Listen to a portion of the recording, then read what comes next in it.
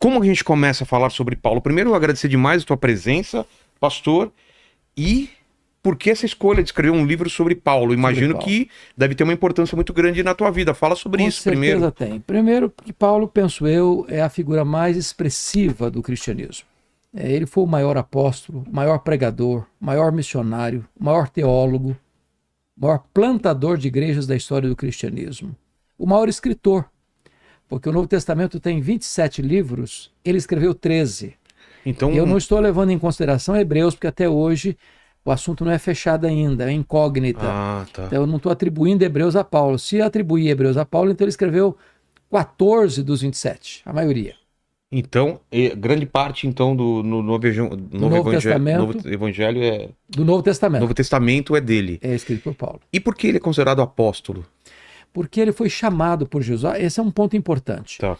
Esse termo apóstolo tem sido muito usado hoje e as pessoas nomeiam algumas pessoas, alguns pregadores como apóstolos. Mas, a rigor, à luz do Novo Testamento, apóstolo tinha que ter algumas características. Ele tinha que ser testemunha ocular da ressurreição de Cristo. Ele teria que ser chamado diretamente pelo próprio Cristo. Paulo não conviveu com Jesus. Então, Paulo não conviveu com Jesus. É muito importante entender isso, porque Paulo nasceu em Tarso da Cilícia, ele era um cidadão romano. Paulo de Tarso. Paulo de Tarso. E ele foi enviado pelo seu pai para Jerusalém, onde morava sua irmã, onde ele foi estudar aos pés de Gamaliel, que era um dos grandes rabinos da época. A Bíblia chega a dizer que ele tornou-se dentre os seus pares uma pessoa de destaque, pelo seu zelo religioso, pela capacidade que ele tinha como um homem poliglota, como um homem de uma cultura enciclopédica. E ele foi preparado para ser o grande líder do judaísmo. O grande problema é que enquanto Paulo se preparava em Jerusalém, um outro rabino crescia também em Israel. Não na decantada Jerusalém, não aos pés de um mestre como Gamaliel, mas na urdidura da luta de uma carpintaria com as mãos calejadas, que é Jesus de Nazaré. Poxa. Aos 30 anos de idade, esse Jesus de Nazaré vai ao Jordão, é batizado por João Batista, dá início ao seu ministério.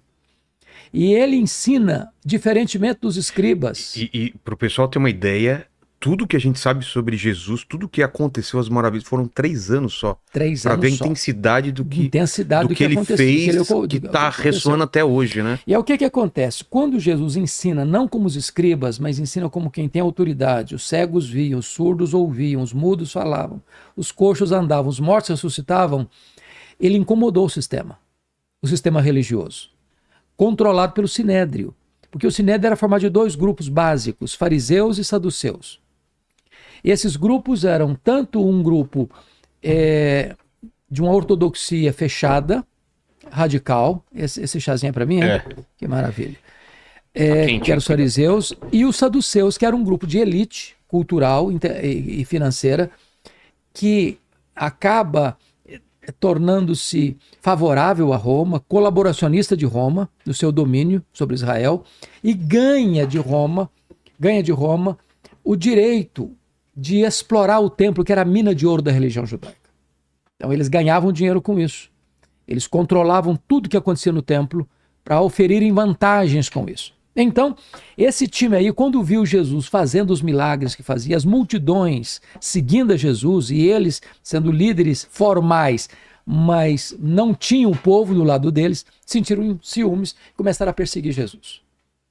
Caçar Jesus, vigiar Jesus, acusar Jesus, até que prenderam Jesus, contrataram testemunhas para acusá-lo, mataram Jesus, crucificaram Jesus. De certa forma, será um alívio para eles. Só que esse Jesus de Nazaré ressuscitou ao 3º dia. Aí eles não esperavam. Aí eles não esperavam. Então, esse Saulo, que ele é chamado de Saulo, esse Saulo de Tarso é levantado como o braço de ferro do Sinédrio judaico para perseguir esses cristãos.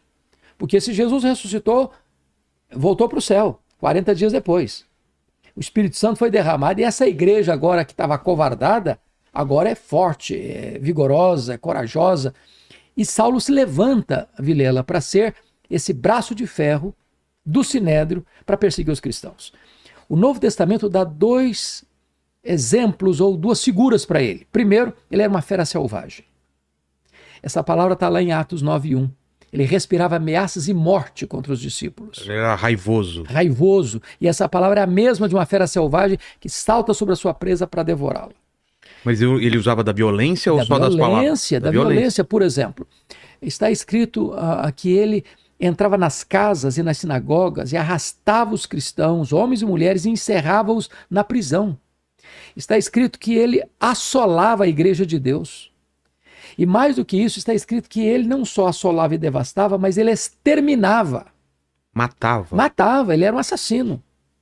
E não só um assassino assim de um ou outro, não, porque quando o Estevão, o diácono da igreja, foi martirizado, ele estava lá, consentindo nisso e guardando as vestes dos apedrejadores.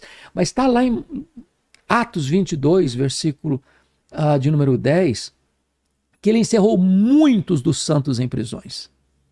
E contra esses muitos dava o seu voto quando os matavam. Então ele foi um serial killer. Ele mandou matar muita gente. Ele tinha as mãos cheias de sangue. Perseguidor de cristão. E ele não só matava. Lá no Atos 22, 11, diz que por todas as sinagogas ele entrava e batia nos crentes, forçando-os a blasfemar. Então é perseguição física e psicológica.